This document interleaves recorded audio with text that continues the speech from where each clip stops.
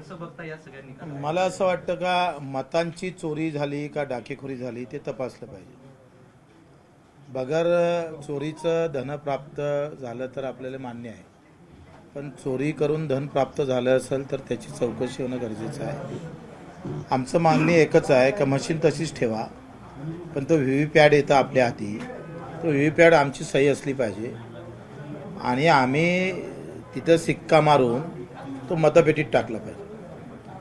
इकडे अशी जर व्यवस्था झाली आणि एवढी जर चाहत लोकांची आहे, एवढा विकास भाजपनं केला असेल तर एवढी अट मानायला काय हरकत आहे भाजपला? ते मान्य करत नाही याचाच अर्थ दाल में कुछ काला है.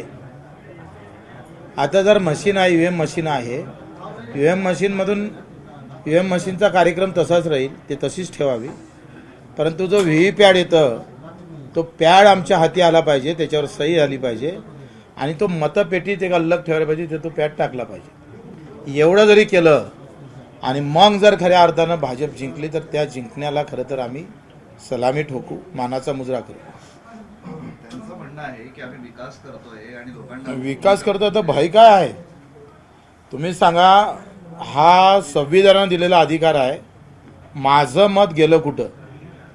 मला दाखवा का यामध्ये तुमचं मत तुम्हाला पडलं का नाही पडलं किंवा तुम्हाला भेटलं का नाही भेटलं हेच निवडणूक आयोग दाखवू शकत नाही. तुमचा आमचा संविधानानं दिलेला अधिकार हक्क सुद्धा या सिस्टीममुळं पूर्ण कोलॅप्स झालेला आहे. म्हणजे तुमचं आता उद्या जर म्हटलं का माझं मत दाखवा, पहिले काय होतं, बॅलेट होतं, वरती पावती याची, बॅलेट याचा, बॅलेट नंबर राहायचा आणि खाली त्या बॅलेटवर सही राहायची. म्हणजे माझं मत मला भेटलं का नाही भेटलं ते ठेवलं आहे का ते संपलंच आहे. याचं कारस्थान काय? म्हणजे उत्तमराव जानकर सांगत होते का तुम्ही तिथं, त्यांनी एक पत्र काढलं, तिथं किती लाईट ठेवला पाहिजे, किती त्याचा प्रकाश पडला पाहिजे, या सगळ्या प्रकारचे पत्रकं काढण्यामागचा उद्देश काय?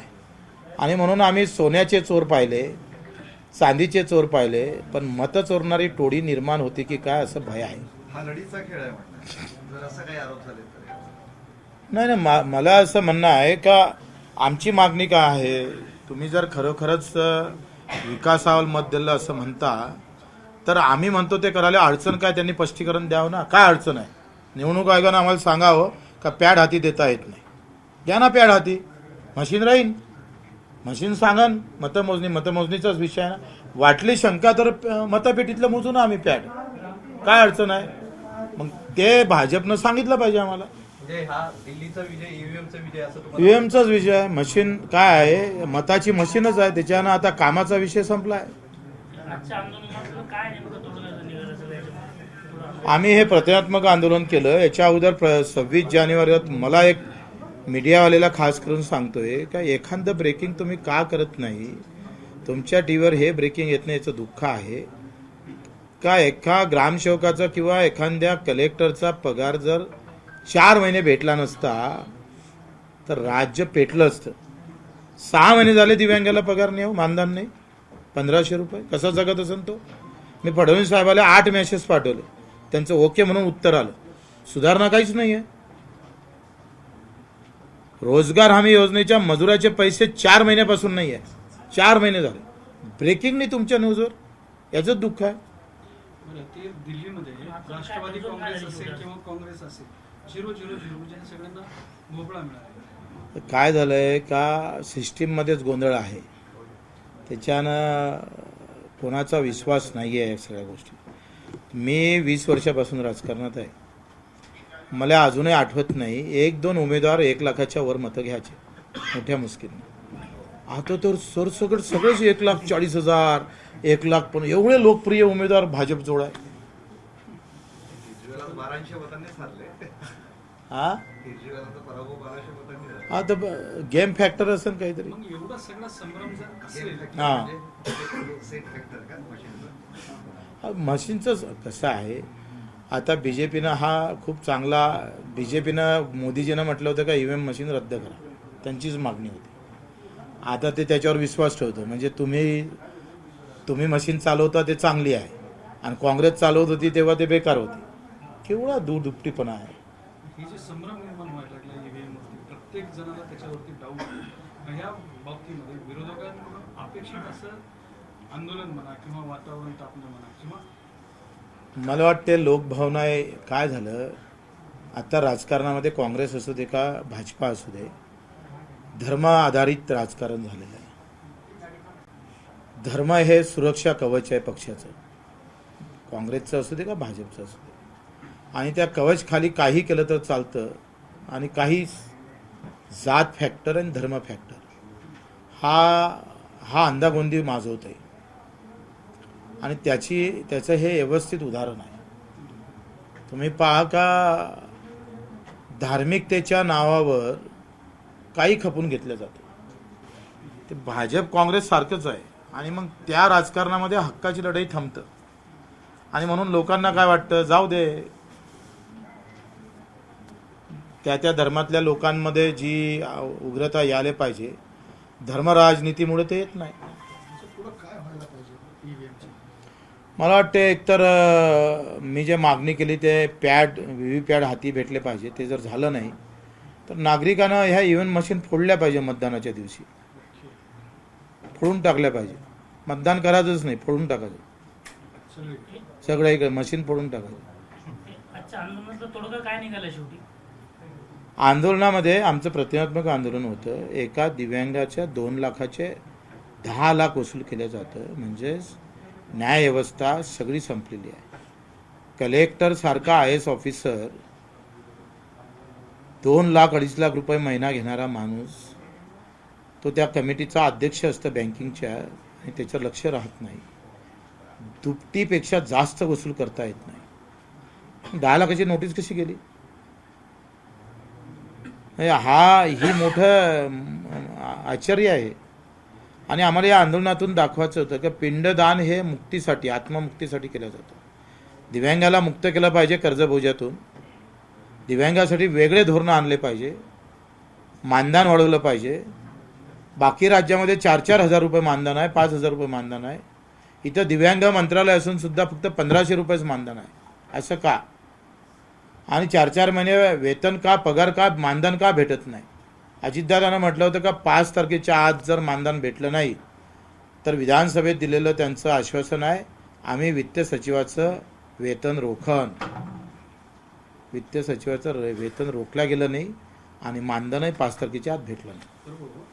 देवेंद्र फडणवीसांना सकाळी एक महत्त्वाचा दावा असला. त्यांचं म्हणणं आहे की 2019ला विधानसभा निवडणुकीच्या आधी शरद पवार आणि उद्धव ठाकरे यांच्यामध्ये प्री पोल अंडरस्टँडिंग केलेली होती. एकमेकांना मदत करण्याचं उद्धव ठाकरेचं आणि शरद पवारांचं 2019 साली आधीच ठरलं होतं असं फडणवीस म्हणतात. त्याला आता काय अर्थ आहे? त्याला आता त्यांनी एवढ्या वेळेनंतर म्हणजे ते काय म्हणते ते, म्हणजे त्याचं झाडही गेलं, झाडाची मुळंही गेली, मुळीखालची मातीही गेली. आणि आता ते काळाचं कारण काय मला माहित नाही. दुसरा एक मुद्दा आहे याच्यामध्ये, लोकसभा निवडणुकीमध्ये जरंगी पाटील नावाचा फॅक्टर सगळीकडे दिसला.